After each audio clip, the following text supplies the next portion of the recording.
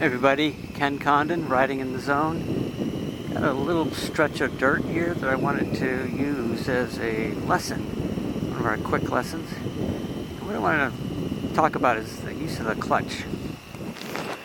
Now, the clutch is not just used for getting going and stopping and sort of just that most basic function. It's also for refining your drive. So for instance, on this dirt road, I'm in second gear right here, but let's say I have to really slow down. Instead of going to first gear, which can really cause traction to be harder to control because the first gear is so notchy and it also delivers that power pretty abruptly. Instead, I'll demonstrate by putting it in third gear. It's really too slow for this speed. But see, I've got my clutch, can't really see it too well. I've got my clutch about halfway in, and I'm keeping my throttle elevated so it doesn't stall. And now that I can go on a straightaway, I can go ahead and let the clutch all the way out. But when I come up here and I have to, let's just say I have to really be more careful with my speed, I just can squeeze the clutch in and I can drag that clutch. Some of you might say, well, isn't that going to burn up your clutch? Yeah, I mean, after many miles, but this is a technique that you use just as you need it. Okay, so another use of that clutch is when you're maneuvering slowly and you're making turns. It says nobody coming. We'll go over a little bit farther. I'm going to make a U-turn in this road. It's pretty narrow. Okay, so I'm going to squeeze the clutch. I'm not going to stop. I'm going to get myself positioned. I'm going to look over my shoulder, and like right now, I've got to ease the clutch out. See, I just eased it out. I coasted in. I had the clutch in. I'll do it again. So clutch is in, brakes are on, turn my head, and now I ease out the clutch as I lean the bike and turn the handlebars. Again, I couldn't do that without the clutch being used very precisely. So get used to really feeling your clutch. Just feel exactly how when it engages and just how you can use it and how it works as a tool for controlling the stability of the bike and the drive. Because remember, speed is stability. If you're going really slow, you're much less stable. You give it just 1 or 2 miles per hour, it's talking about when you're doing really slow maneuvers, and you're going to get exponentially greater stability. I'll show you one more little U-turn. This is a great place to practice that. This is downhill. So the trick about downhill is I'm going to easily, keep my speed up going down like right here. But for me to make the turn, I'm going to be going uphill. I've got to get the clutch out a little bit earlier. Right here. I use the clutch out. And I had to make sure that I didn't go so slow that I would come to a stop and have to put my foot down. So again, I was going downhill and then uphill. And you have to predict that. Again, that clutch is everything. And remember to always elevate your throttle. You've got to keep that little bit of a rev, because the last time I dropped this bike was because I was doing a tight turn off-road and I let the bike stall. And then the bike fell over.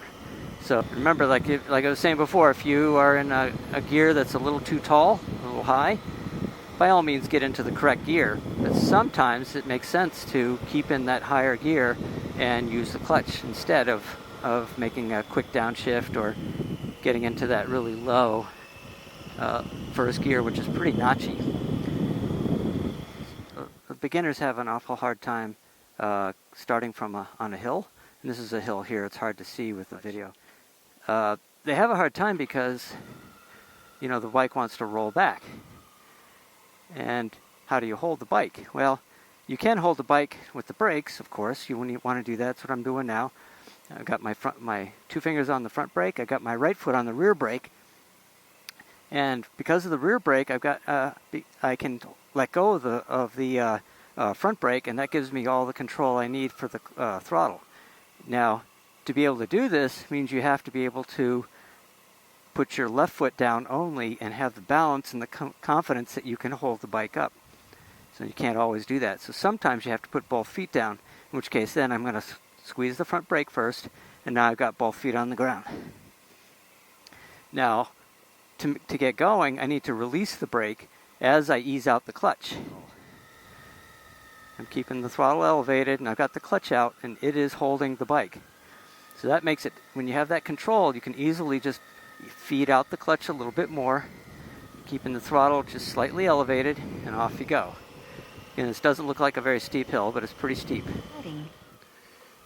Okay, another use of the clutch is when we're getting going, and we're obviously going to get our clutch out. This is again uphill, and we have to ease out the clutch just the right amount. If I had eased the clutch out too fast, the bike would have accelerated faster than I wanted, and I would have driven wide into the oncoming lane. So again, that clutch is so important for maintaining your direction of travel and the speed you're going. Now here's a tight little turn, no big deal, it's just a turn into a side road. Now I'm going to feed the clutch. I got it squeezed in, obviously I'm downshifting, and now I ease out the clutch just the right amount to get the bike to make the turn, not fall over obviously, so that I'm not going too slow, and so that I maintain my direction of travel. If you're abrupt with the throttle, with the clutch, the bike is going to lurch forward and it's going to stand up, it's going to want to go wide. So if you find yourself making turns onto side roads or into your driveway and you find yourself running wide, look at your clutch, look at the fact at your drive. If you're I use 2 fingers on my clutch. Now when I come to a full stop, I'll oftentimes go with 4 fingers, but I have the clutch adjusted with this little dial right there that allows me to adjust the clutch lever, and I can bring the clutch all the way in with 2 fingers, so I can keep these 2 fingers on the throttle, on the handlebar, and that gives me a lot of feel for that friction zone. So if I put the clutch all the way in, I can disengage this bike fully. Now there are some adjustments you can make, like up in here. That's what those adjustments there are for. And that you can get it so that the friction zone is closer to the handlebar or a little bit farther away. Try 4 fingers, try 2 fingers, and just see how it feels. Like I say, I adapted this 2-finger technique mostly because of off-road riding, where I need to have a pretty good purchase on the handlebar while I'm bouncing over rocks and whatnot. But I still need to be feathering that throttle. As I said earlier, for off-road riding, I'm always just ready on the throttle, and I'm feeding the power, controlling that power with the friction zone and those 2 clutch fingers. All right, I think that's enough of that. So again, you may think that the clutch is just this on or off switch. It's not. It has many roles. Okay, we're going to take a left here.